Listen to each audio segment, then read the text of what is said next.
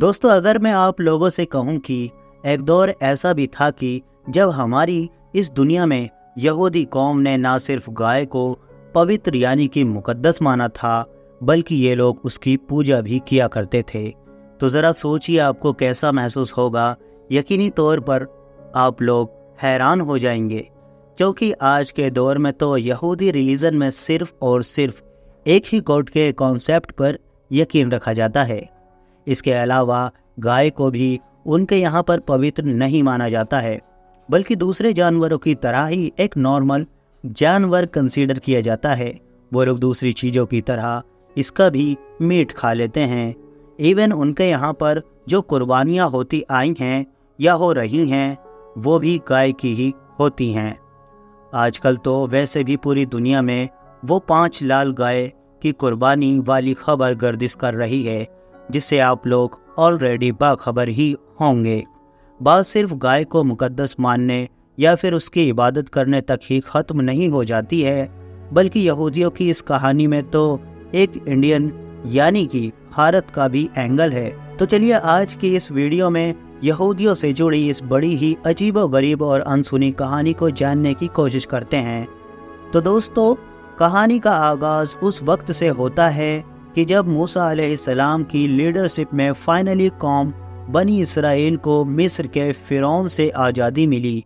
पीछा करने वाले फ़िरौन को तो रास्ते में ही पानी के अंदर डुबो दिया गया था, जबकि ये पूरी कौम मिस्र से निकलकर सहराए सीना के इलाके में आकर आबाद हो गई। सहराए सीना यह मिस्र का वही खास इलाका है कि जो आज के दौर में आप लोगों को गाज़ा पट्टी और मिस्र के बीच में नज़र आता है, और जिस इलाके में ही इजराइल एक लंबे वक्त से गाज़ा के फ़िलिस्तीनियों को ढकेलने की कोशिश कर रहा है। इसी इलाके में आने के बाद से इन लोगों के लिए जन्नत से खाना आने लगा कि जिसको हम लोग मन और सलवा के नाम से जानते हैं। पानी के लगभग 12 चश्मे जारी किए गए, और तो और इस रेगिस्तानी इलाके में इन लोगों पर साया करने के लिए बादलों को भी काम पर लगा दिया गया। मगर इन तमाम चीज़ों के बावजूद भी हर गुजरते दिन के साथ अब इन लोगों की मूसा अलैहिस्सलाम से डिमांड बढ़ती ही चली गई। दूसरी तरफ मूसा अलैहिस्सलाम को वही के जरिए से खुदा का हुक्म हुआ कि उनको कोहे तूर पर जाना है। तूर के पहाड़ पर पहुंचकर उन्होंने खुदा की इबादत करना शुरू कर दी। शुरू में मूसा अलैहिस्सलाम का एतकाफ सिर्फ 30 दिन का था, मगर बाद में इसको 10 दिन और बढ़ा दिए गए, और इस तरह से यह 40 दिन का पूरा चिल्ला हो गया। इसी 40 दिन के अरसे में ही वो मशहूर वाक़या भी हुआ था कि जब मूसा अलैहिस्सलाम के बार बार जिद करने पर खुदा की सिर्फ एक तजल्ली कोहे तूर पर पड़ी थी, और कोहे तूर रेज़ा रेज़ा हो गया था। इन्हीं 40 दिन की खास इबादत के दौरान ही खुदा की तरफ से मूसा अलैहिस्सलाम को पहली आसमानी किताब यानी कि तौरात भी दी गई थी। लेकिन दोस्तों, जब एक तरफ तूर के पहाड़ पर यह सब कुछ हो रहा था, तो वहीं दूसरी तरफ सराय सीना में यानी कौम बनी इसराइल में कुछ और ही चल रहा था। कुछ ऐसा हो रहा था कि जिसने बाद में पैगंबर हज़रत मूसा अलैहिस्सलाम को बड़ा झटका दिया। दरअसल मामला यह था कि कोहे तूर पर आने से पहले मूसा अलैहिस्सलाम ने अपनी कौम को सब कुछ डिटेल में बता दिया ही था।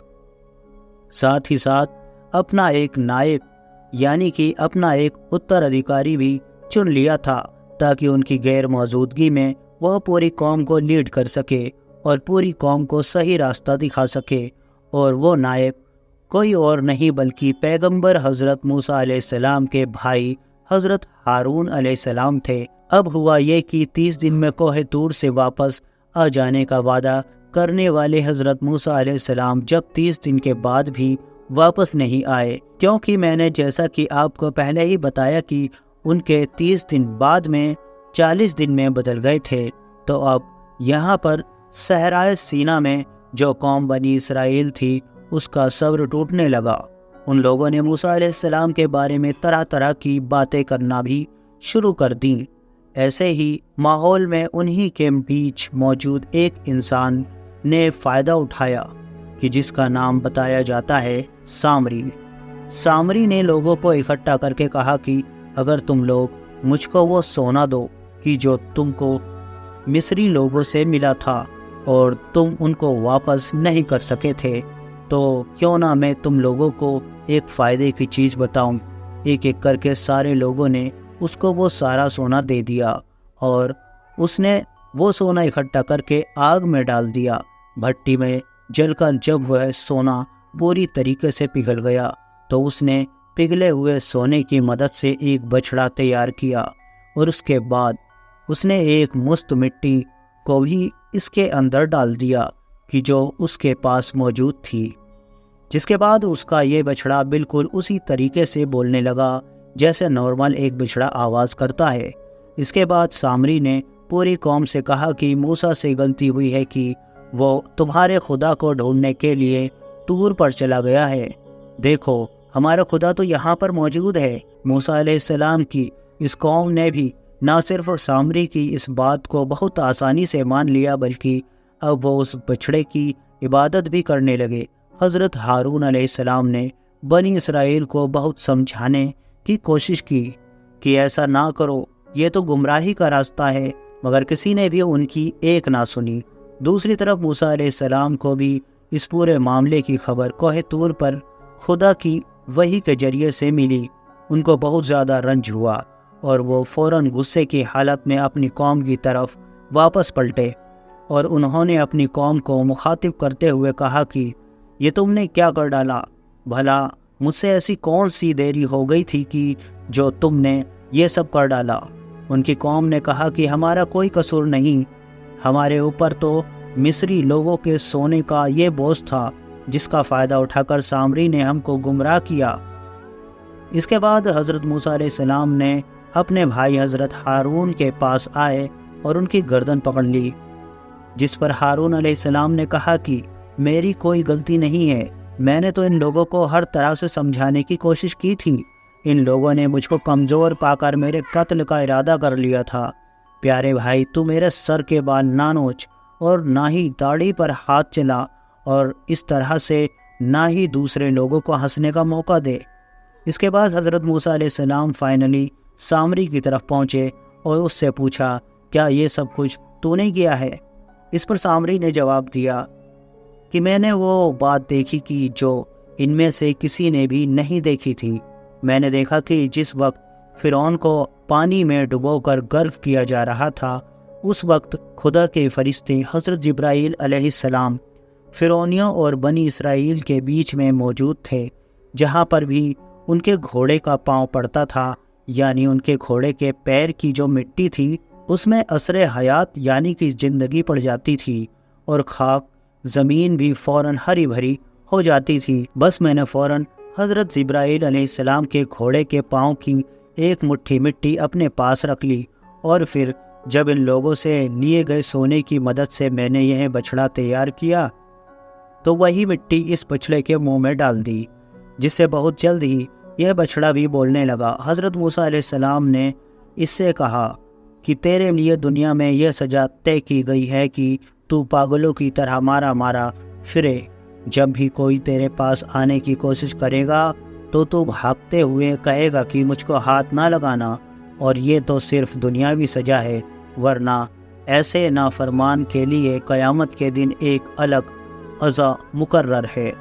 اور اے سامری، تو یہ بھی دیکھ کہ جس بچھڑے کو تو نے اپنا معبود بنایا تھا، ہم اس کو بہت جلد ہی آگ میں ڈال کر خاک کیے دیتے ہیں، اور پھر اس خاک کو پانی میں بہا دیتے ہیں، تاکہ تجھ کو اور تیرے بنائے مقتدیوں کو یہ پتہ چل سکے کہ ان کے بنائے گئے معبود کی کیا قدر قیمت ہے۔ ویسے تو ابھی تک میں نے آپ لوگوں کو یہ جو پوری سٹوری سنائی ہے، اس کا کانسیپٹ صرف اسلام میں ہی نہیں بلکہ سارے ہی ابراہیمک ریلیجن یعنی کہ اسلام کے ساتھ ساتھ کرسچینٹی اور یہودی میں بھی پایا جاتا ہے۔ یہ واقعہ تھوڑے ڈفرینسز کے ساتھ بائبل اور قرآن دونوں میں ہی موجود ہے، مگر یہاں پر جو سب سے بڑا سوال کھڑا ہوتا ہے وہ یہ ہے کہ آخری سامری کون تھا؟ تو اس کے بارے میں بھی اتہاس پر موجود پکڑ رکھنے والے لوگوں کے بیچ الگ الگ رائے پائی جاتی ہیں۔ کچھ روایتوں کے مطابق اس کا اصلی نام موسیٰ ابن ظفر تھا، जो इजिप्ट यानी कि मिस्र का ही रहने वाला था, और बचपन में इसको हज़रत जिब्राईल अलैहिस्सलाम ने अपनी उंगली से दूध पिलाया था। जबकि कुछ लोगों का यह भी मानना है कि शायद यह सुमेरी कौम का ही एक मेंबर था जो हज़रत ईसा अलैहिस्सलाम से लगभग 3500 साल पहले आज के इराक के इलाके में आबाद हुआ करती थी। जबकि कुछ एक्सपर्ट सामरी को अहले मिस्र यानी कि मिस्र का ख्याल रखते हैं। उनके मुताबिक यह उस वक्त कौम बनी इसराइल में मिक्स हो गया था कि जब वो लोग फ़िरौन से बचकर बड़ी तेज़ी के साथ मिस्र छोड़कर सहरा सीना की तरफ आ रहे थे। हज़रत इब्ने अब्बास ने कहा है कि सामरी एक ऐसी कौम का आदमी था जो गाय की इबादत किया करती है। ये किसी तरह मिस्र पहुंच गया और बज़ाहिर दीन बनी इसराइल में दाखिल हो गया, मगर इसके दिल में निफाक था। करतबी की तफसीर में इसको अहले हिंद यानी कि हिंदुस्तान का रहने वाला भी बताया गया है। फ़िलहाल दोस्तों, आज की इस वीडियो को हम यहीं ख़त्म करते हैं। अगर ये वीडियो आपको नॉलेजेबल लगी हो तो वीडियो को लाइक ज़रूर करें और चैनल को भी सब्सक्राइब ज़रूर करें। Thanks for watching. Bye bye.